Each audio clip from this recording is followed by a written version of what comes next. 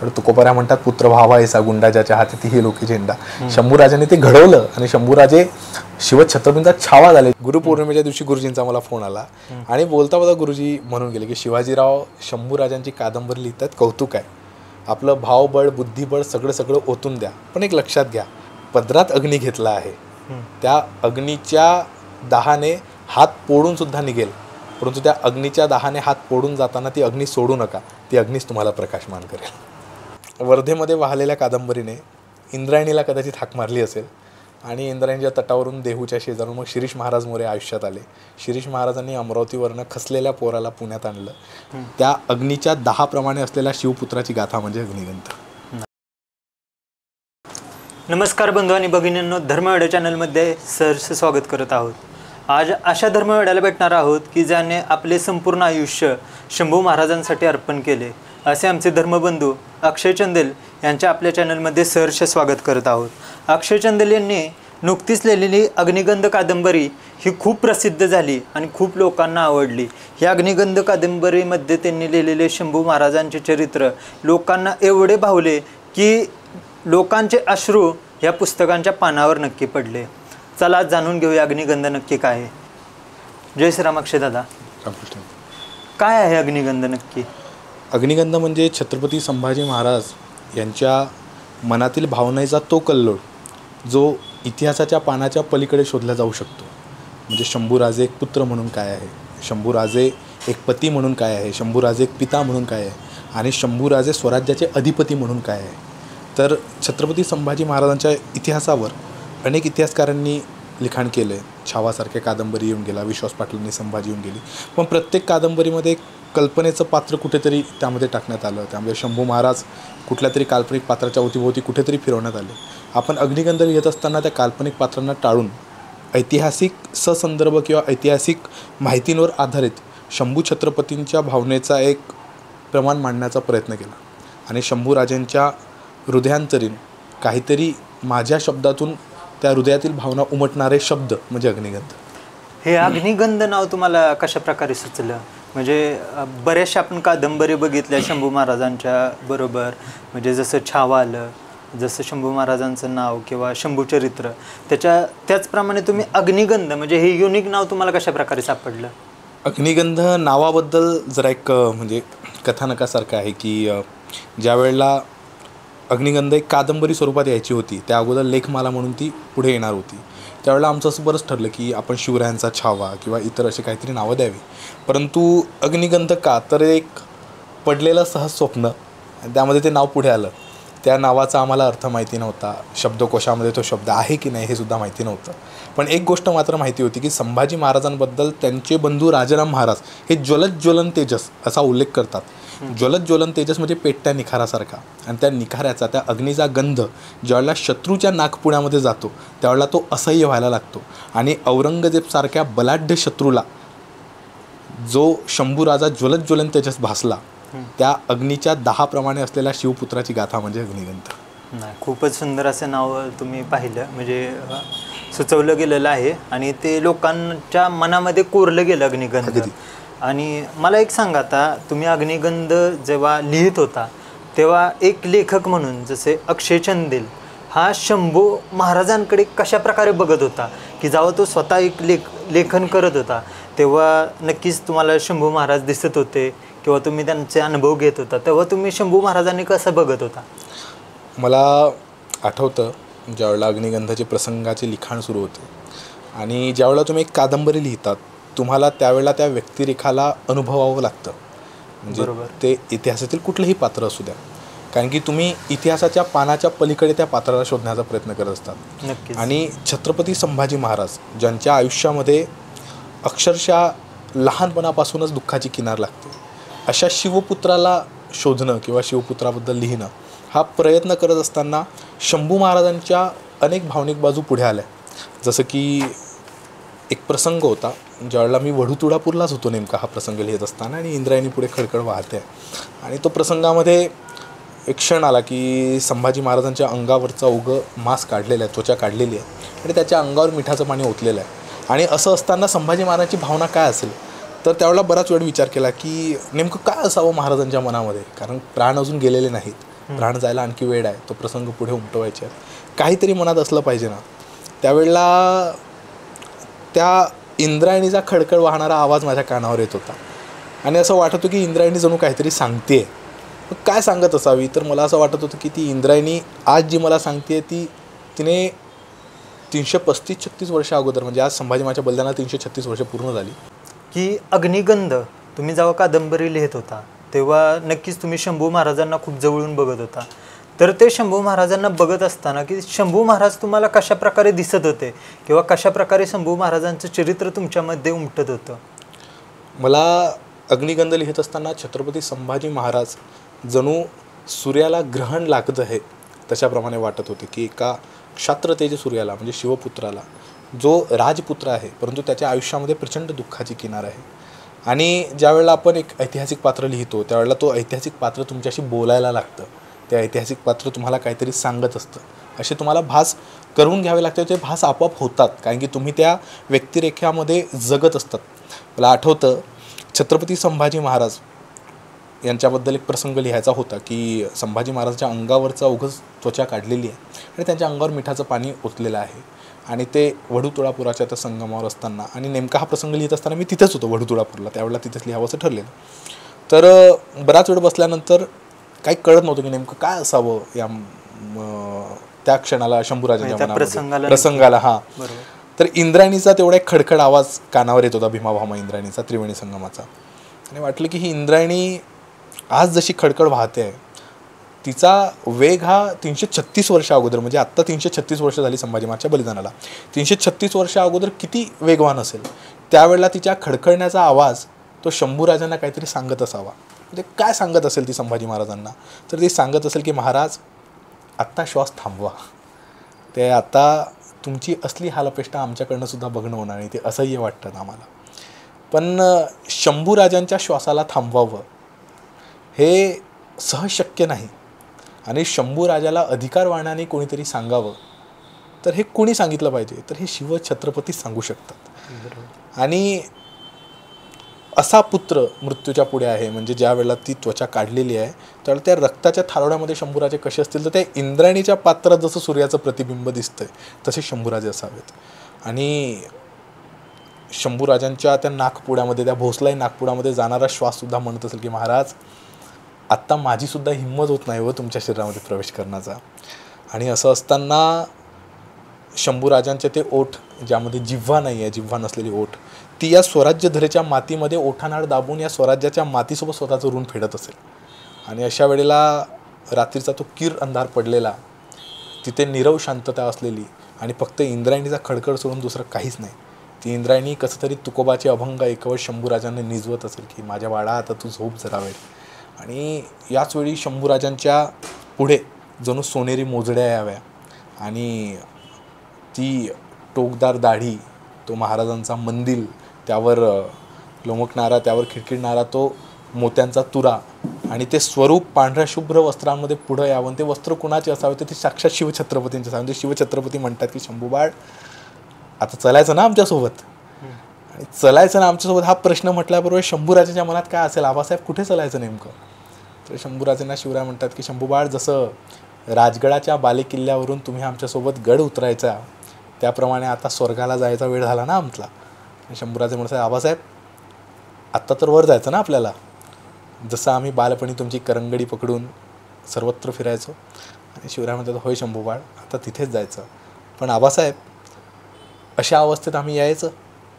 शिवराय म्हणतात की शंभूबाळ ही अवस्था तर जणू क्षत्रियाचं आभूषण आहे, जे तुमच्या अंगावर तुम्ही दाह म्हणून घेतलं आहे, तुम्ही जखमा म्हणून घेतलेला आहे. आणि शंभूराजे म्हणतात आबासाहेब परंतु एक प्रश्न मनी नेहमी खेळतो.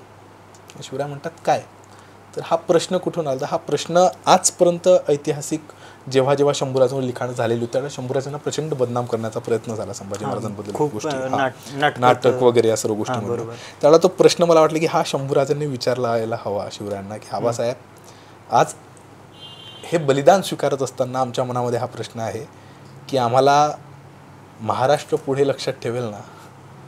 आणि शिवराय म्हणाले असतील की शंभूबाळ जेव्हापर्यंत या भूमीमध्ये शेवटचा अर्भक जन्माला येईल तेव्हापर्यंत त्या अर्भकाला सुद्धा संभाजी हे नाव मात्र विसरता येणार नाही. आणि हे लिहित असताना मी अक्षरशः रडत होतो ते सर्व प्रसंग. आणि त्यावेळेला नंतर वाटलं की राव, हा प्रश्न शंभूराजांच्या मनामध्ये खरंच असेल आणि तो प्रश्न कुठेतरी आपल्या हातून महाराष्ट्र शारदेने लिहून घेतला असेल. मला शंभूराजे असे भासलेत जे आपल्या मनातील बरेच प्रश्न होते, जे विचारत होते आणि त्याची उत्तरं त्यांच्या आजूबाजूला येणारी प्रत्येक पात्र, शिवछत्रपती असू द्या, जिजाऊ आईसाहेब असू द्या, हंबीरराव मोहिते असू द्या, हे सर्व देत असतील. नाही, नक्कीच तुम्ही म्हणजे शंभू महाराज पूर्ण म्हणजे स्वतःमध्ये आधी उतरून घेतले आणि मग आमच्यापर्यंत तुम्ही पोचवले. मला एक सांगा की जेव्हा तुम्ही कादंबरी लिहितात म्हणजे लिखाण करत होता त्यावेळेस असे अनेक संदर्भ तुम्हाला हवे असतील किंवा तुम्ही अनेक संदर्भ जोडण्याचा पण प्रयत्न केला आहे. तर हे संदर्भ तुम्हाला कशा प्रकारे भेटले किंवा त्यासाठी काही म्हणजे जास्त त्रास झाला का की संदर्भ गोळा करण्यासाठी? किंवा कादंबरी म्हणलं की आपण म्हणतोच की कादंबरी ही लेखकाची असते आणि त्या नायकाची असते, पण तो नायक आणि तो लेखक रेखाटताना कुठेतरी त्याला संदर्भ हा जोडला जातो. तर तो संदर्भ तुम्हाला जोडताना कशा प्रकारच्या अडचणी निर्माण झाल्या किंवा ते संदर्भ भेटले का मनासारखे? छत्रपती संभाजी महाराजांबद्दल बऱ्याच इतिहासकारांची मतं ही दूषित होती सोयीच्या काळामध्ये. आणि बऱ्याच वेळेला शत्रूचं वर्णन करत असताना खाफी खान वगैरे ही माणसं शंभूराजांना शिव्याची लाखोटी व्हायची. परंतु एक गोष्ट मात्र आहे की ही सर्व शत्रू म्हणून शंभूराजांना जरी शिव्यांची लाखोटी देत असली तरीही त्या माणसाचा पराक्रम लपवू शकत नव्हते. आणि त्या गोष्टी आपल्याला ऐतिहासिक संदर्भामध्ये सापडतात. जसं की निकोलाव मनुची असेल, हा मनुची पोर्तुगीजांचं ज्यावेळेला संभाजी महाराजांचं युद्ध चालू आहे त्यावेळेला त्याने ते प्रत्यक्ष सर्व ते बघितलेलं होतं. आणि त्याच्या स्टोरी ऑफ द मोगरमध्ये या सर्व गोष्टी आपल्याला सापडत होत्या. आणि मासिर आलमगिरी असेल, औरंगजेबाच्या दरबारातील भीमसेन सक्सेना याचं लिखाण असेल, तारिक दिलखुशा वगैरे, या सर्व गोष्टींमध्ये शंभूराजांची वर्णनं मिळत होती आणि ती वर्णनं आपल्याला भेटलीत. तसंच अग्निगंध लिहित असताना बऱ्याच इतिहास अभ्यासकांची मदत झाली. जसं आपले मंगळवेढ्याचे रविदादा मोरे आहे, बारामावळ परिवाराचे सचिनदादा खोपडे, सत्यनदादा वेलणकर, जवाबी ते आलमगिरी नावाचं एक नवीन ग्रंथ वाचन झालेलं होतं आणि त्यामध्ये छत्रपती संभाजी महाराजांच्या दिंडीचं जी वर्णन होती ती दिलेली होती. आणि त्यामध्ये किती जण पकडल्या गेलेत, महाराजांना पकडल्यानंतर औरंगजेबाला ज्या हरकऱ्याने म्हणजे ज्या जासुदाने खबर दिली होती त्याचं नाव काय होतं, अशा काही गोष्टी होत्या. ही सर्व मिळत असताना या सर्व मोठ्या लोकांनी मदत केलेल्या. त्यानंतर सेतू माधवराव पगडी असू द्या, जयसिंगराव पवार असू द्या, या किंवा डॉक्टर कमल गोखले असू द्या, सदाशिव शिवदे असू द्या, यांनी छत्रपती संभाजी महाराजांबद्दल केलेली संशोधनं ही त्यामध्ये बरीच कामे आली. आणि ही संशोधनं करत असताना वेगळ्या इतिहासकाराचं कदाचित वेगळं मत असतं किंवा कोणाचं काय वेगळं मत असतं, पण ऐतिहासिक घटनाक्रम मात्र तशीच असतात. जेधे शकावलीमध्ये ज्या नोंदी आहेत त्या नोंदीला रेखाटताना असू द्या किंवा ते कुठले प्रसंग होते, जसं की विशाळगडाला शिर्क्यांचं झालेलं आक्रमण, त्याला कवी कलशाच्या बचावला गेले संभाजी महाराज, या शकावलीच्या नोंदी होत्या, त्याला रेखाटणं मात्र आपल्याला होतं. म्हणजे ऐतिहासिक संदर्भ तुम्हाला एक वाक्य देतं आणि त्या वाक्य प्रसंग उभं करणं म्हणजे कादंबरी करायचं. हो, नक्कीच. मला एक आता एक प्रश्न विचार, मी तर कादंबरी वाचलेलीच आहे. तर कादंबरी वाचताना जो पहिला जो तुम्ही संहिता दिले, तर त्या संहितेत तुम्ही लिहिलेलं आहे की कादंबरी लिहित असताना जी पहिली कच्ची प्रत होती तुम्ही नदीमध्ये ती अर्पण केली. म्हणजे ती का तुम्ही अर्पण केली? म्हणजे हा प्रश्न प्रत्येक कादंबरी वाचणाऱ्याला पडतोच आणि याचं उत्तर ह्या प्लॅटफॉर्मच्या माध्यमातून लोकांपर्यंत पोचावं अशी माझी इच्छा आहे. प्रसंग किंवा याचं उत्तर जरा प्रचंड भावनेने जुडलेलं. तेच भावना तुमची सर्वांपर्यंत पोचावी, कारण लेखक म्हणून अक्षय चंदेल पोचलाय, पण त्याची भावना काय होती किंवा त्याला किती त्रासातून जायला लागलं हे लोकांना पण समजणं गरजेचं आहे. अमरावतीला असताना म्हणजे कर्ण धोटे मोठा भाऊ आहे आणि मोठ्या भावाच्या सारथ्यामुळं अग्निगंध आज अस्तित्वात आली त्याच्यामुळं. पण ज्या वेळेला तुम्हाला एक सपोर्टिव्ह हात असतो त्यावेळेला बरीच लोकं खेचणारे सुद्धा असतात. आणि ज्या वेळेला हा प्रयत्न होतो, हा प्रत्येकाच्या आयुष्यात येतो, तो माझ्या काय तुमच्या किंवा कोणाची असू द्या, तुम्ही कुठलीही कार्य करत असला की त्यावेळेला तुमच्यावर टीका टिप्पणी या गोष्टी होत असतात. आणि या सर्व होत असताना माझी आर्थिक बाजू ही पूर्ण कमकुवत झालेली होती ज्या वेळेला हा सर्व काही सुरू होतं. मी एक छोटीशी जॉब करायचो वगैरे, घरचे प्रश्न या सर्व गोष्टी, आणि त्या गोष्टीमध्ये आपण लिखाण करतोय. त्यात मी विदर्भातील मला पुस्तक प्रकाशनासंबंधी कसं काय माहिती नाही, ते पुढं प्रकाशित होणार की नाही हे पर्यंत माहिती नाही. लिहून बरंच काही ठेवलेलं होतं, अग्निगंध पूर्णपणे तयार झालेली होती, सर्व झालेलं होतं. पण आयुष्यात काही अशा गोष्टी येत गेल्या, काही अशी माणसं येत गेली ज्यांनी प्रचंड दुखावलं. आणि त्या दुखावत असताना त्यामुळंच कदाचित संभाजी महाराजांच्या मनातील दुःख कदाचित लवकर जोडून येत होती मनासोबत. परंतु शंभू महाराजांनी त्या वेदना सहन केल्या. परंतु शंभूराजे लिहित असताना कदाचित मी शंभूराजे पूर्णपणे आत्मसात त्यावेळेला करू शकलो नसेल कदाचित. त्यामुळं त्या ज्या वेदना होत्या ते मला असह्य वाटायला लागलेल्या होत्या. आणि त्याचा संपूर्ण राग मग कशावर निघावा, तर असं वाटलं की आता या सर्व क्षेत्रातून बाहेर पडावं आपण, अभ्यासकामधून बाहेर पडलं पाहिजे, सर्व गोष्टीमधून बाहेर पडलं पाहिजे, कादंबरी लिहिताना हे बंद केलं पाहिजे. आता आपण फक्त आपल्या घरच्यांकडे लक्ष द्यायचं, आयुष्यावर लक्ष द्यायचं. आणि जी प्रश्न आयुष्यापुढे उभी झालेली होती की आता आपल्या आर्थिक स्टॅबिलिटीचं काय, जे आपल्यावर टीका करतात त्यांच्या टीकाकारांना काय उत्तर द्यायची. आणि एक म्हणजे आता या प्लॅटफॉर्म असताना मी नेहमीच म्हणतो की यापुढे कुठलेही राष्ट्रकार्य, धर्मकार्य, इतिहास अभ्यास करणे किंवा कुठल्याही गोष्टींनी या सर्वमध्ये वाहत असताना एक गोष्ट मात्र निश्चित आहे, तुमच्या आयुष्याची आर्थिक धोरणं स्थिर करायला शिका. जेव्हापर्यंत ती धोरणं स्थिर होत नाही ना, तेव्हापर्यंत प्रत्येक वेळेला असेच अक्षयचंद्र जन्माला ती ज्यांची कुठेतरी प्रति पाण्यामध्ये गेलेली असेल. आणि ती माझ्यावर सुद्धा वेळ आली. आणि त्यावेळेला उत्तर देता येत नव्हतं, म्हणून कदाचित उत्तर म्हणून वर्धेमध्ये ती कादंबरी वाहून टाकली. पण वर्धेमध्ये वाहलेल्या कादंबरीने इंद्रायणीला कदाचित हाक मारली असेल. आणि इंद्रायणीच्या तटावरून देहूच्या शेजारून मग शिरीष महाराज मोरे आयुष्यात आले. शिरीष महाराजांनी अमरावतीवरनं खचलेल्या पोराला पुण्यात आणलं.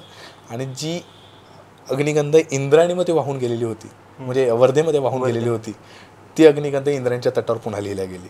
त्याच इंद्रायणीच्या तटावर जिथे शंभूराजांनी बलिदान दिलं होतं. मात्र तो जो समितीचा आयुष्यातला प्रसंग होता ना, त्या प्रसंगाने म्हणजे त्या प्रसंग खरं तर ते मी लिहायला हवा होतं की मी ते लिहिल्या गेलं नाही. पण तो वर्धेमध्ये वाहण्याचा प्रसंगाने आयुष्यात एक गोष्ट मात्र शिकवली की तुम्हाला प्रचंड खेचणारी मागे माणसं आहेत. तुमच्या आयुष्यामध्ये परिस्थितीचे खूप सारे औरंगजेब उभे झालेले आहेत. त्या औरंगजेबाला हरवण्यासाठी तुम्हाला हृदयांतरी संभाजीराजा जिवंत करता आला पाहिजे. मी कदाचित त्यावेळेला करू शकलो नाही. आत्ता मात्र पुण्यात आल्यानंतर शिरीष महाराजांचं मार्गदर्शन भेटलं, दिवस वैकुंठवासी शिरीष महाराजांचं. आणि त्यामुळं आता बरीच अशी माणसं मिळाली ज्यांच्यामुळं ते लढाऊ पण अंगामध्ये आलं आणि ते लढतं पण शिकता आलं. आणि त्यामुळं जी अग्निगंध कधीतरी वर्धेमध्ये परिस्थितीच्या हलाखीमुळे वाहून गेलेली होती, तीच अग्निगंध इंद्रायणीच्या डोहाच्या शेजारी पुन्हा लिहिल्या गेली. खूपच म्हणजे खडतर प्रवास झाला कादंबरीचा. पण असो, जे इंद्रायणीनं दिलं ते म्हणजे खूप मोठं होतं. हां, खूप मोठं होतं ते. त्यावेळेस तुमची एक ऑडिओ पण व्हायरल झाली होती, जी भिडे गुरुजींची आवाजात होती की हातामध्ये अग्नी घेतलेला आहे ते जपा, असं काहीतरी होतं. काय अजिंक्य काडगडे म्हणून नेर परसोपंतचे एक धारकरी आहे आणि ते चांगले मित्र आहेत. अग्निगंधामध्ये शिवछत्रपतींचं एक चित्र आहे, ते त्यांनी रेखाटलेलं आहे. ज्या वेळेला तो प्रसंग सर्व सुरू होता, सर्व टीकाकार, आर्थिक या सर्व गोष्टी, त्या गोष्टी अजिंक्यदादांना माहिती होत्या. आणि ज्या वेळेला मी वर्धेमध्ये वाहून टाकली ती गोष्टसुद्धा त्यांना माहिती होती, ह्या सर्व गोष्टी. परंतु असं असताना शिवराय शंभूराजेंप्रती प्रचंड असलेलं प्रेम आणि त्या प्रेमामध्ये अक्षरशः गहिवरून गेलेल्या माणसाला शंभूराजाचं चरित्र कोणीतरी लिहितं आणि ते पाण्यामध्ये सहज वाहून गेलं आहे. ते काही कारणांमुळे, क्षुल्लक कारणं असतील कदाचित, त्या कारणामुळे वाहून गेलं आहे. त्या कारणांनी त्या माणसाला दुखावलं. आणि त्या माणसाने सांगलीला फोन लावला भिडे गुरुजींना. भिडे गुरुजींना फोन लावल्यानंतर गुरुपौर्णिमेच्या दिवशी गुरुजींचा मला फोन आला आणि बोलता बोलता गुरुजी म्हणून गेले की शिवाजीराव शंभूराजांची कादंबरी लिहितात, कौतुक आहे. आपलं भावबळ, बुद्धिबळ सगळं ओतून द्या. पण एक लक्षात घ्या, पदरात अग्नी घेतला आहे, त्या अग्नीच्या दाहाने हात पोडून सुद्धा निघेल, परंतु त्या अग्नीच्या दाहाने हात पोडून जाताना ती अग्नी सोडू नका, ती अग्नीच तुम्हाला प्रकाशमान करेल. खूपच सुंदर. आणि ते खूप व्हायरल पण झालं होतं त्यावेळेला. नाही खरंच. आणि ते एका व्हिडिओ नंतर मग पुन्हा प्रवासाला सुरुवात झाली. नाही नक्कीच. आता तो प्रसंग तुम्ही, जो शेवटचा प्रसंग आहे तो म्हणजे एवढा भावनेनं घेरलेला आहे की तो म्हणजे एखादा सर्वसामान्य जर व्यक्ती वाचत असेल तर त्याचे 2 थेंब का होईना पण त्या पुस्तकाच्या पानावर पडतात. म्हणजे अगदी माझी जरी कादंबरी बघितली तर तुम्ही त्या शेवटच्या कुठेतरी ते थेंब तुम्हाला दिसतात. तर ते तुम्ही जेव्हा स्वतः लिहित होता किंवा तो अनुभव घेत होता त्यावेळेस तुमची मानसिक स्थिती कशी होती किंवा तुम्ही संभाजी महाराजांना कसं बघत होता त्यावेळेस? मृत्यूला सामोरं जाणं सोपं नाही. म्हणजे आज आमच्या इथे 90 पार होऊन जातात लोकांच्या, पण त्यांना मृत्यू म्हटलं की ते सुद्धा डॉक्टरला म्हणतात की जरा बघा काही आणखी जास्त होतं का. पण स्वतःचा मृत्यू पुढे दिसतोय आणि तोही एवढा भयानकपणे पुढे येतोय. म्हणजे 15 फेब्रुवारी 1689 संभाजी महाराजांना औरंगजेबापुढे आणलं आणि त्याच रात्री महाराजांचे डोळे जाळलेत, महाराजांची जीभ छाटून कुत्र्यांना खाऊ घातले औरंगजेबाने. आणि औरंगजेबाच्या मुल्ला मुलींची सर्व ती मसलत वगैरे बसली. तो काझी अब्दुल्ला वगैरे यांनी हुकूम केले की याला इफनात करा, याला संपवा हळूहळू करता शंभूराजांना. आणि तो सर्व प्रसंग लिहायचा होता की म्हटलं आत्ता महाराजांची जीभ छाटायची आपल्याला, आत्ता आपल्या राजांचे डोळे जाळायचे. आणि आत्तापर्यंत आपण शंभूराजांचं वर्णन काय केलं तर राजगडाच्या बालेकिल्ल्यावर दूर दूर धावणारं शंभूबाळ, सईबाई साहेब गेल्यानंतर जिजाऊ साहेबाच्या मांडीवर झोपलेले शंभूराजे, आबासाहेबांचा हात पकडून पुढे निघालेले शंभूराजे, आबासाहेब ज्या शंभूराजांना शिकवण देतोय, ज्या शंभूराजांच्या तलवारीने महाबत खान, रणदुल्ला खान, रणमस्त खान असली औरंगजेबाची मोठमोठी सरदार धुळीस मिळवली, ज्या शंभूराजांच्या पराक्रमाने चिक्कदेवरायासारखा बलाढ्य दक्षिणेतला राजा याला गुडघे टेकावे लागले, आत्ता त्या शंभूराजांच्या डोळ्यांना आपल्याला जाळायचं आहे, त्या शंभूराजांच्या आपल्याला जिभेला आता कापायचं आहे, त्या शंभूराच्या अंगावरचं चामडं काढायचं आहे. ही सर्व प्रसंग लिहित असताना प्रत्येक वेळेला त्रास जाणवला. म्हणजे तुम्ही जसं म्हणाले की ज्यावेळेला तो शेवटचा प्रसंग आपण वाचतो त्यावेळेला डोळ्यातील अश्रू त्यावर गरून गरून पडतात.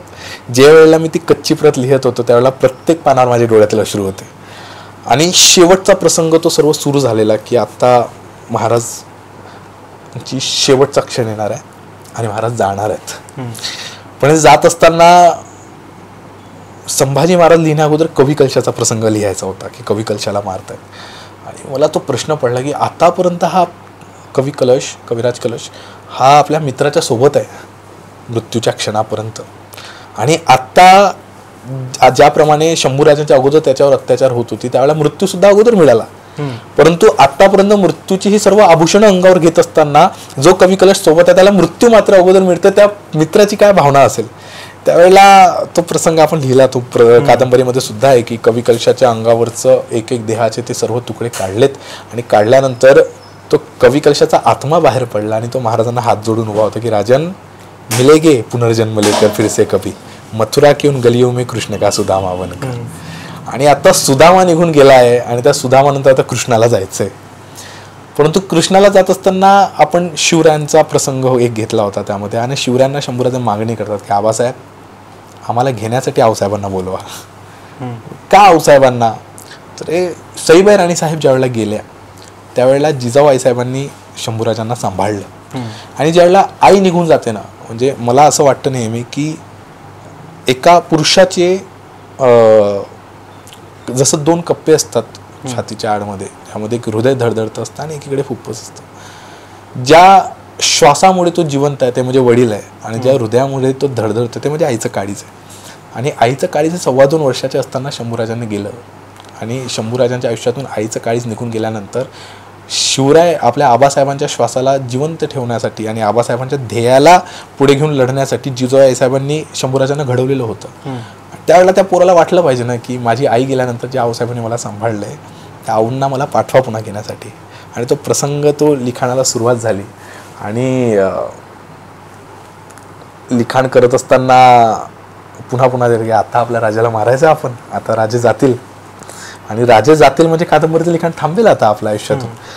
आणि सर्व लिहित असताना तो प्रसंगाची वेळ आली की आता महाराजांचे हातपाय छाटायचे आहेत आणि ती सर्व माणसं गोळा झालेली आहे महाराजांच्या आजूबाजूला. आणि शंभूराजांच्या अंगावर कुऱ्हाडीचं पातं फिरलं, काफीर मारणारी तलवारीचं पातं फिरलं.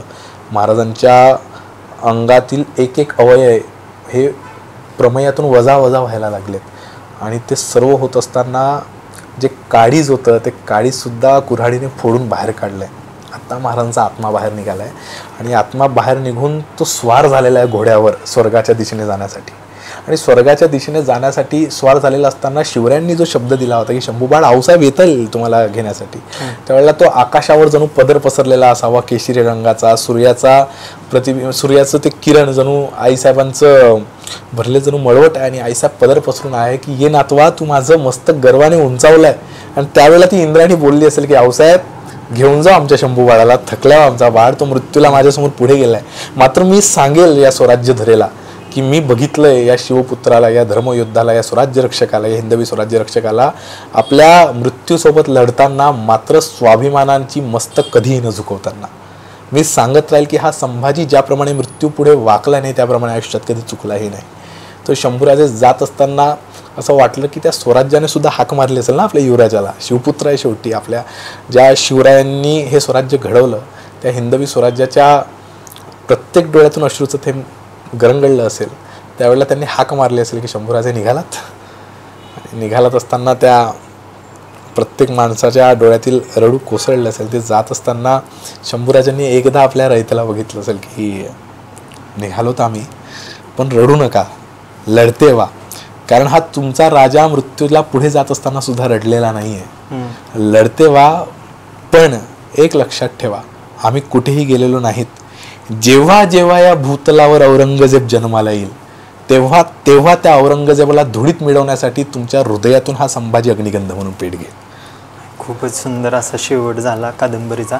मला ते एक सांगा की आजचा जो तरुण आहे, आजच्या तरुणांनी संभाजी महाराजांकडून काय शिकलं पाहिजे किंवा संभाजी महाराज कसे आत्मसात केले पाहिजेत? आज तरुणांमध्ये एक गोष्ट प्रचंड जाणवते, म्हणजे डिप्रेशनचा एक काळ असू द्या किंवा कुठल्याही परिस्थितीसोबत लढण्याची तयारी नाही. शंभूराजे मृत्यूला पुढे गेले. तो ज्यावेळेला शंभूराजे छत्रपती झाले त्यावेळेला वयाचं फक्त 23वे वर्ष सुरू होतं. आज आमच्या 23-24 वर्षाच्या वयाच्या युवकांची काय हाल आहे आम्ही बघतोय, जवळून बघतोय. आणि 23व्या वर्षी छत्रपतीचं कारभार सामर्थ्यपणे आपल्या खांद्याच्या डौलावर घेणं आणि ते सामर्थ्यपणे चालवणं. कशासाठी? आबासाहेबांच्या संकल्पासाठी. मी कशासाठी करतो तर आबासाहेबांचा संकल्प चालवण्यासाठी. आणि आबासाहेबांच्या संकल्पातील स्वराज्य चालवण्यासाठी मी मृत्यूला सुद्धा पुढे जाताना मागे पुढे बघत नाही आहे. आज आमच्या तरुणांनी शंभूराजांकडे बघताना ज्या वेळेला आम्हाला तो लढणारा योद्धा दिसतो त्याप्रमाणे तलवारीच्या पातीवर लढणाऱ्या योद्धासोबत परिस्थितीसोबत लढणारा योद्धा सुद्धा आम्हाला कळायला पाहिजे. कारण की आज औरंगजेब आमच्या पुढे परिस्थिती म्हणून उभा राहणार आहे प्रत्येक वेळेला. त्यावेळेला आम्ही कसं लढतो हा महत्त्वाचा विषय आहे. शंभूराजांवर जी जी संकटं आली त्या संकटाच्या पुढे तर आमची संकटं काहीच नाही. आणि या संकटाला सामोरं जात असताना आम्ही आमच्यामधले छत्रपती संभाजी महाराज ज्यावेळेला जिवंत करतो त्यावेळेला धार्दिष्टपणे त्या संकटाला पुढे जाऊ शकतो. ज्या वेळेला आमच्या मनामध्ये मृत्यूचे विचार येतात त्यावेळेला आम्ही विचार केला पाहिजे की आमचे राजे कशाप्रमाणे मृत्यूला समोर गेले आहेत, त्यांची जी हालत झाली त्याच्यापुढे आम्ही काहीच नाही आहोत, काहीच नाही. आणि जी तरुणं म्हणजे आज आम्ही बघतो की आईवडिलांच्या शब्दाला न ऐकणं, आईवडिलांना प्रचंड अपमानित. मी बऱ्याच वेळा वृद्धाश्रम वगैरेमध्ये जातो आणि त्यांची आईवडील रडत असतात की आम्ही आमच्या मुलाला एवढं शिकवलं, एवढं सर्व केलं, पण आम्हाला शेवटी इथे आलं, आम्ही इथे मरतोय. आमची इच्छा आहे की आमच्या मुलांनी आम्हाला बघावं. त्यांनी एकदा शंभूचरित्राला ते जे वाक्य आहेत ना की मी का करतोय तर आबासाहेबांचं संकल्पित ते करणे आम्हाला गत्याचे. मला का करायचं तर आबासाहेबांच्या संकल्पासाठी. आज ज्यावेळेला आमची तरुण म्हणतात ना की आम्ही शिवाजी महाराजांच्या महाराष्ट्रातील आहोत, आम्ही संभाजी महाराजांच्या महाराष्ट्रातील आहोत, तर शिवछत्रपतींच्या या छाव्याच्या आयुष्यातील आबासाहेबांचा जो संकल्प आहे तो आबासाहेबांचा संकल्प आमच्या तरुणांनी घेतला पाहिजे. की मला आयुष्य कशासाठी जगायचं आहे तर ज्या परिस्थितीला लढून आमच्या आईवडिलांनी आम्हाला घडवलंय त्या परिस्थितीला जेवढं होईल तेवढं सुंदर करण्याची जबाबदारी आमची आहे. गरिबीत जन्माला येणं किंवा दारिद्र्यात जन्माला येणं हे आमच्या हातामध्ये नव्हतं, पण माझे आईवडील त्या दारिद्र्यतेमध्ये मरणार नाही ही जबाबदारी मात्र आमची आहे. आणि ही जबाबदारी आमची काय आहे कारण की आमचं भविष्य घडत असताना आमच्या वडिलांनी किंवा आमच्या आईने जी कष्ट घेतली ती यासाठी घेतली की माझ्या पोराने कुठंतरी नाव मोठं करावं, माझ्या पोराने कुठंतरी घडावं, त्या पोराने कुठंतरी आम्हाला सांभाळावं. शिवछत्रपतींचे पुत्र म्हणून शंभूराजांनी शिवछत्रपतीचं नाव अजरामर केलं. म्हणजे शिवराय हे स्वयंसूर्य आहे, परंतु एक पिता म्हणून ज्यावेळेला शिवाजी महाराज येतात तर तुकोबाऱ्या म्हणतात पुत्र व्हावा ऐसा गुंडा ज्याच्या हाती हे लोकी झेंडा. शंभूराजांनी ते घडवलं आणि शंभूराजे शिवछत्रपतींचा छावा झाले. ज्यावेळेला मला वाटतं शिवाजी सावंतांना कोणताही प्रश्न केला होता की तुम्ही छावा लिहितात म्हणे आणि छावा लिहित असताना तुम्ही संभाजी महाराज लिहितात, मग शिवाजी महाराजांना तुम्ही कमी लिखणार का? त्यावेळेला शिवाजी सावंतांनी उत्तर दिलं, मी छावा लिहितोय म्हणजे त्यांचे वडील सिंह झालेत ना, मी सिंहाच्या छाव्याची गाथा लिहितोय. तर ज्या वेळेला माझं नाव पुढे येईल त्यावेळेला माझ्या वडिलांचं नाव हे उंच स्वरावर लोकांच्या मनातून अदबीसोबत गेलं पाहिजे, हे शिकण्यासाठी आम्हाला शंभूचरित्र आत्मसात केलं पाहिजे. नक्कीच. आता एक शेवटचा प्रश्न विचारतो की एक लेखक म्हणून ही कादंबरी लोकांनी का वाचली पाहिजे असं तुम्हाला वाटतं? छत्रपती संभाजी महाराज एक माणूस म्हणून समजून घेण्यासाठी अग्निगंध वाचावी. आम्ही मृत्युंजय म्हणून, आम्ही महाराष्ट्राचं आराध्य दैवत म्हणून शंभूराजांना बघतो, पण ज्या वेळेला एक पुत्र म्हणून शंभूराजांना बघण्याची वेळ येते, एक पिता म्हणून शंभूराजांना बघण्याची वेळ येते, एक स्वराज्याचे छत्रपती म्हणून परिस्थितीची लढणारा युवराज, मोगलांशी निकराशी झुंज देणारा युवराज, पोर्तुगीजांशी, जंजिरीकर सिद्धांशी एकाच वेळेला अनेक आघाडी लढत असताना सुद्धा आपल्या भावनेचा कल्लोळ आपल्या मनामध्येच दाबून आपल्या तलवारीच्या पातीवर स्वराज्य राखणारा हा शिवरायांचा छावा, हे समजून घेण्यासाठी किंवा उमजून घेण्यासाठी एकदा अग्निगंध वाचावी. नक्कीच.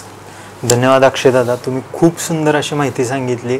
अग्निगंध प्रत्येकानं वाचलं पाहिजे आणि यातून नक्कीच तुम्हाला धर्मवीर छत्रपती संभाजी महाराज समजतील, एक पुत्र म्हणून, एक पिता म्हणून, एक छत्रपती म्हणून आणि एक धर्मरक्षक म्हणून. तर प्रत्येकानं अग्निगंध कादंबरी वाचावी अशी मी विनंती करतो आणि आपण इथं आत्ताच थांबूया. जय श्रीराम.